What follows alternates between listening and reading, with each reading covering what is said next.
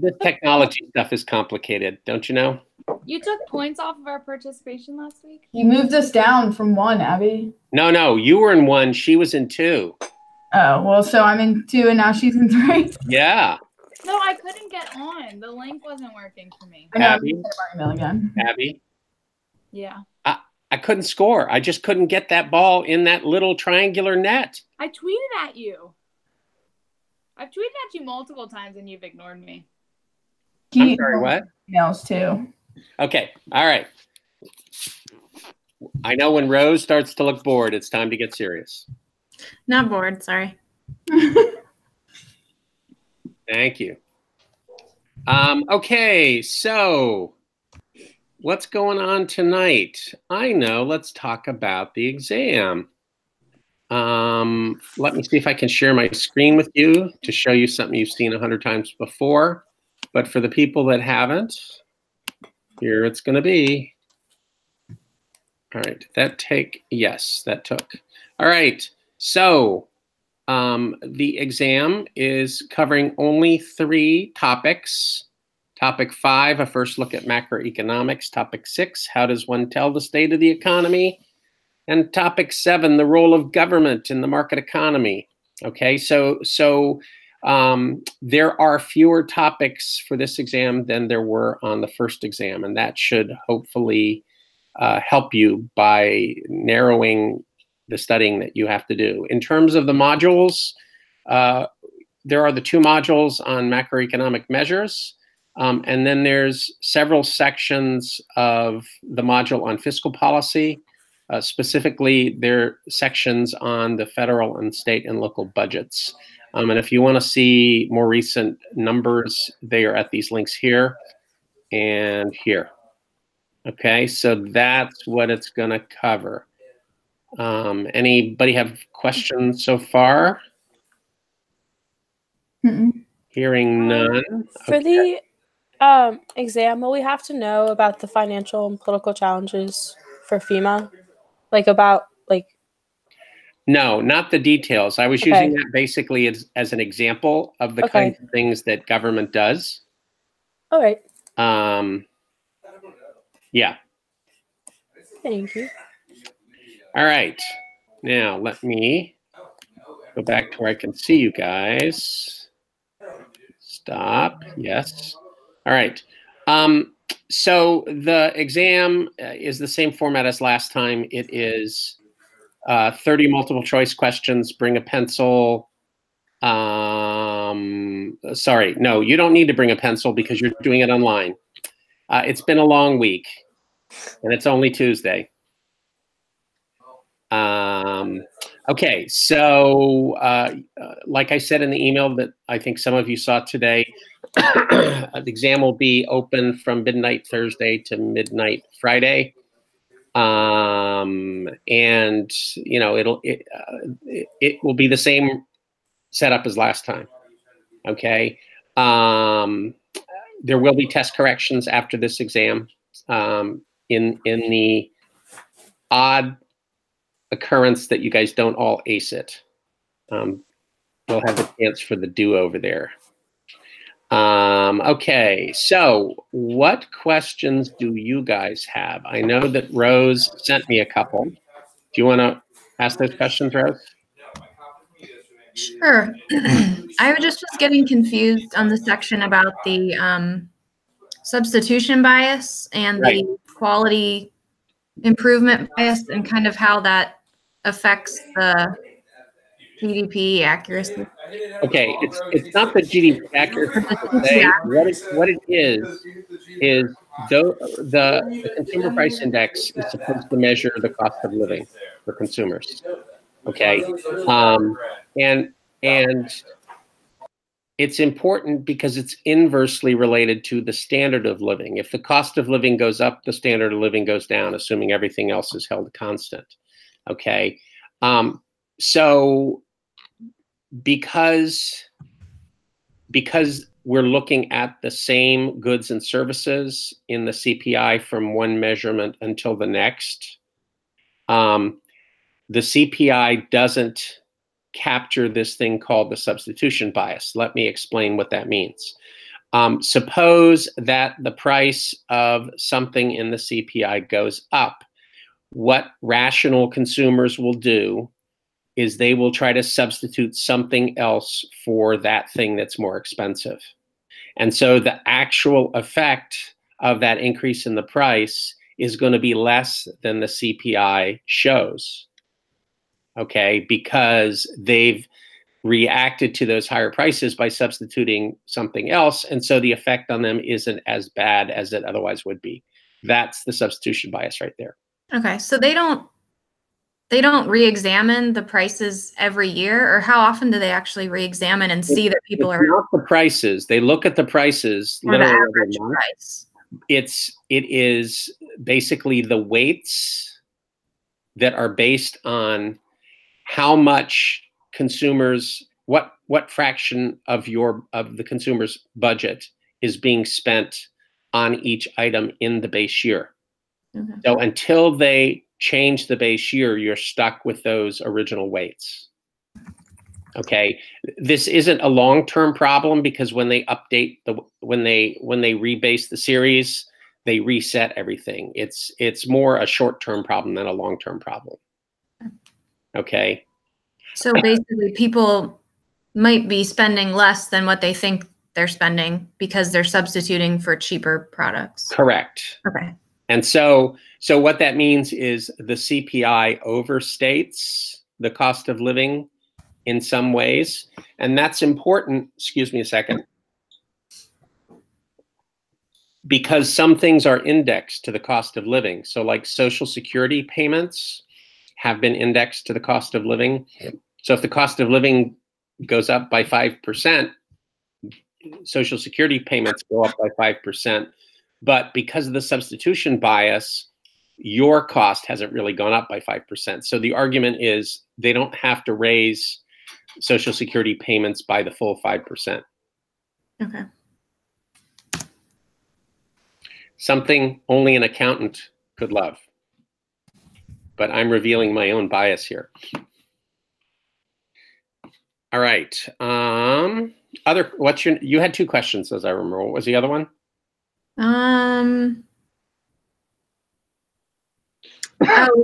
It was about the section on real versus nominal interest rates. Okay. And I forgot what the specific question was, but I was getting confused in that section. All right. The difference between real and nominal interest rates sounds technical, but it's actually very intuitive. When a lender makes a loan, they decide how much return they want to get. Suppose it's 5%.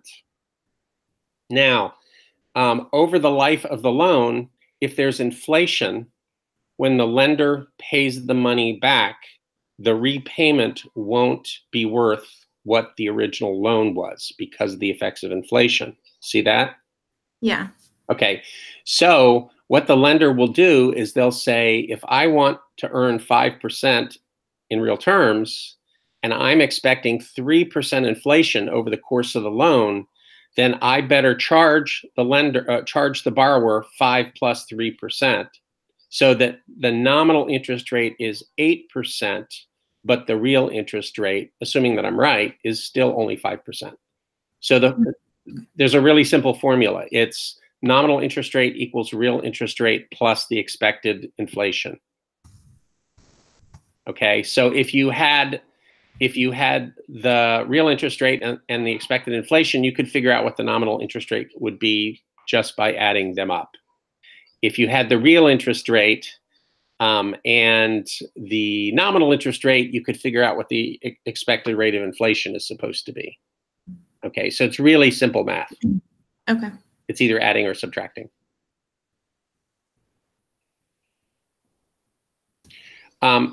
This was a big deal economically during the 1970s when inflation was not just high, but accelerating. Every year it seemed to go faster and faster. So what happened was lenders kept losing money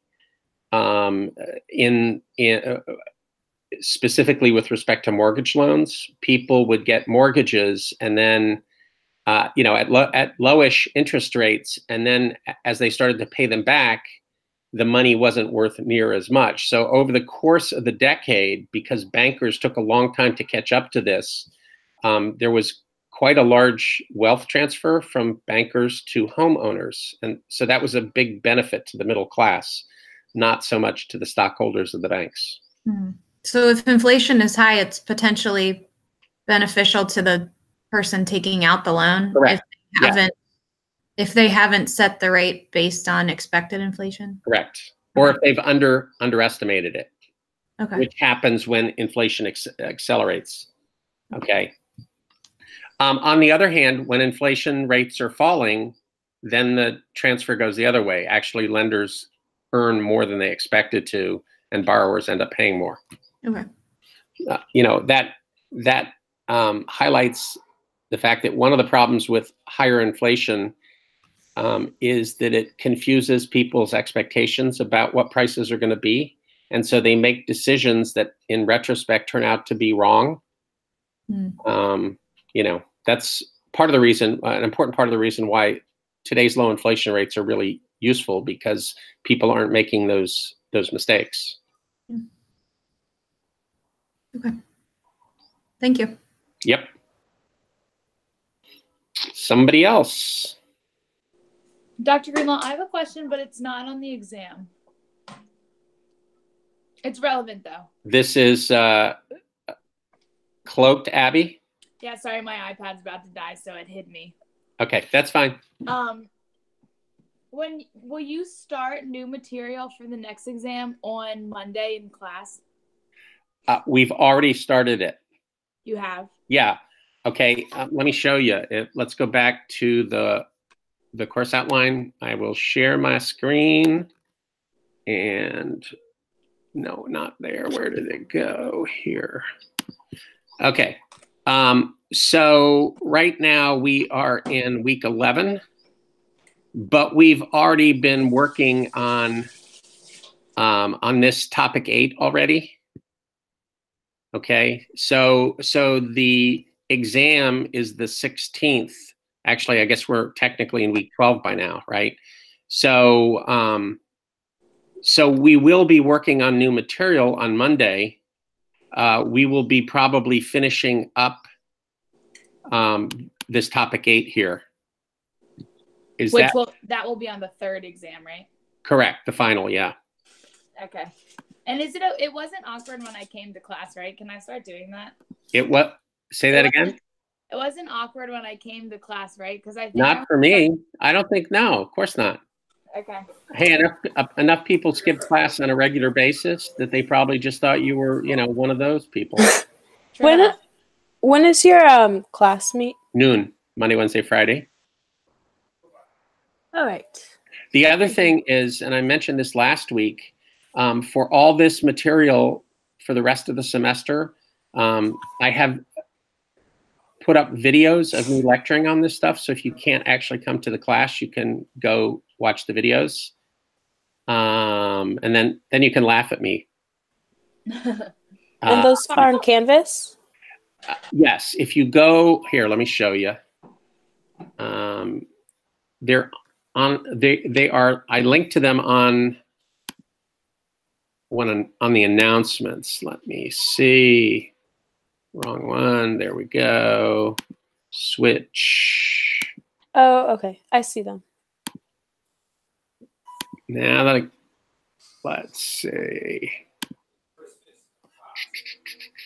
Now, wrong class. Let's go to your class. There we are. Okay, so videos for topic 8, 9, 10, and 11. And if you just click on these, it'll take you where you need to go, which is here. So, right? So video clips on each of these elements.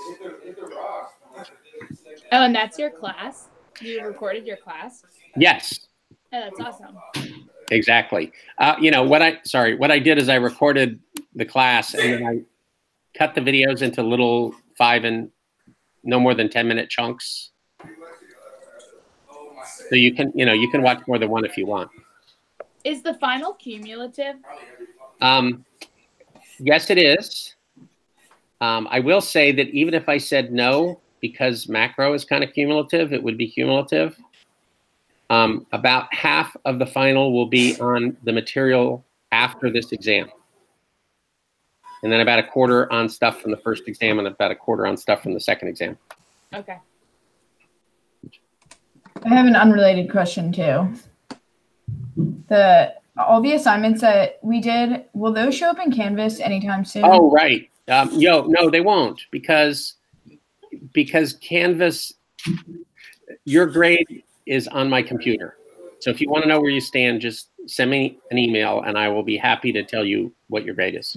Okay. Could you send me mine after this, please? If you send me an email, I will. Otherwise, I'm likely to forget.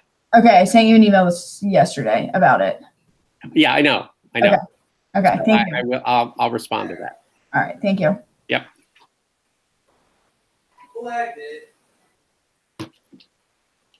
So are there videos for topics 5 through 8 as well? I just started. Just on 8? Okay.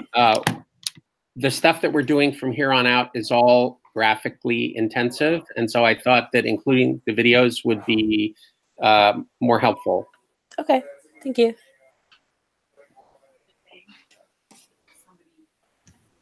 Can you give us any info on like the question breakdown for the exam on Friday? Like any topics we should really hone in on? Yeah, let me take a look here for a second. Let me go back. How much math? Definitely just like hold it up for a second too. Yeah. Okay. The first thing I would say is that the number of courses are the number of questions rather are weighted by how much time we spent on each of those topics. So there are the fewest questions are on topic 5, the first look at macroeconomics, and make sure that you check out the notes that I put there for you. Wait, which notes? If you go on the course outline. In the middle column, it says note topic 5. If you click on it, you'll get my lecture notes from my class for that day. Cool, thank you. Yep. It's a bunch of facts. So some of them are important and you should certainly study them, but it's not intrinsically difficult like knowing how to calculate the CPI or something like that. Okay, let's see. All right. Let me pull up my lecture notes for those things. 7, 6, 5. No. Nope, sorry, I pulled up the wrong one. Let's try 6, 7. All right. Geez, it's almost like a bunch of other people live in my house. Sorry. Kidding. All right. So for the state of the economy, you kind of need to know, what GDP is, what inflation is, what the unemployment rate is. You need to know what a price index is. In general terms, I'm not going to make you compute the CPI or anything like that. You should know that the inflation rate is the percent change in some price index. It could be the CPI, it could be the GDP deflator. You should be able to interpret what a price index means. You should know what the base year is, or conceptually, because the actual base year is arbitrary. You should know how to figure out the inflation rate from a set of price indices. Again, it's easy. You just calculate the percent change.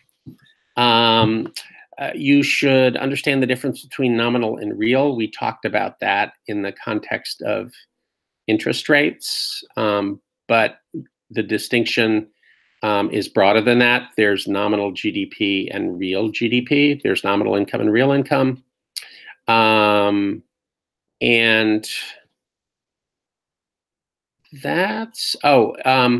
you should remember that there's a formula for going from nominal to real. It says nominal equals price index times real.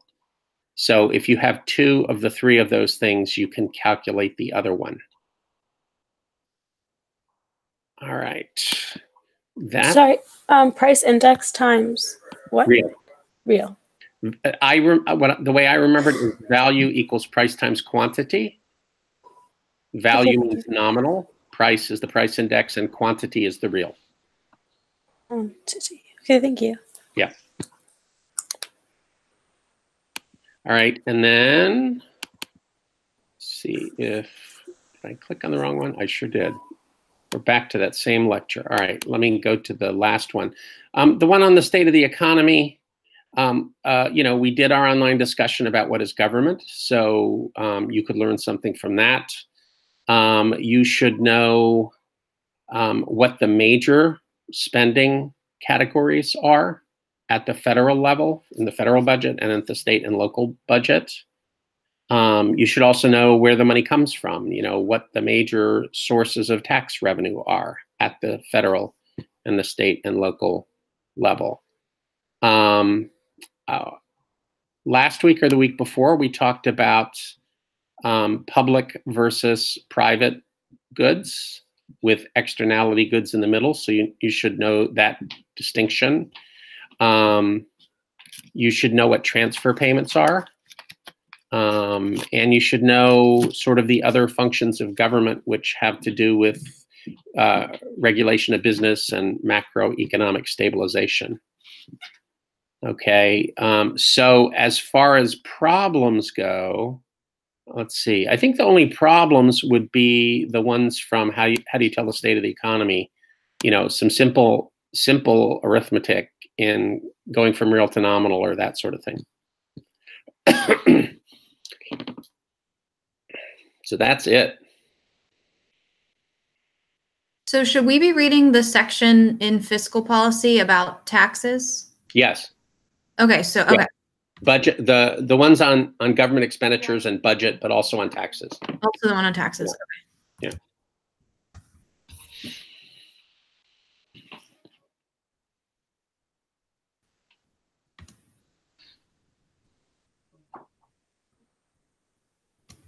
Okay. Other questions? Mara, I can't hear you. Sorry. I know you mentioned this before, but could you tell us the modules that we need to know for the exam again? Right. The 2 modules on macroeconomic measures, the first one is on GDP and economic growth, and the second one is on inflation and unemployment. And then the first couple of sections of the fiscal policy module, which have to do with government budgets and taxes. Okay, thank you. Yep.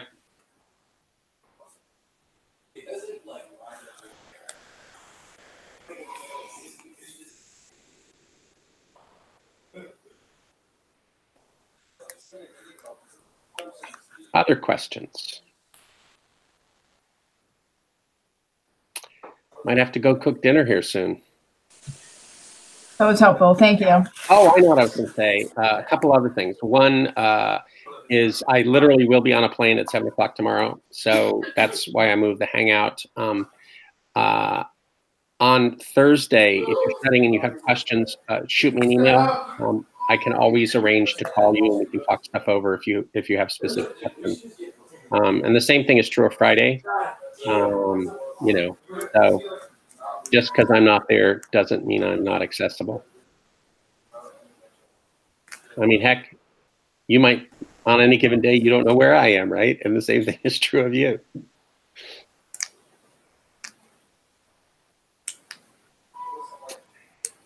All right, well, I guess we'll call it a night. It was fun talking, as always, and I will talk to you soon. Thank you. Thank you. Rose.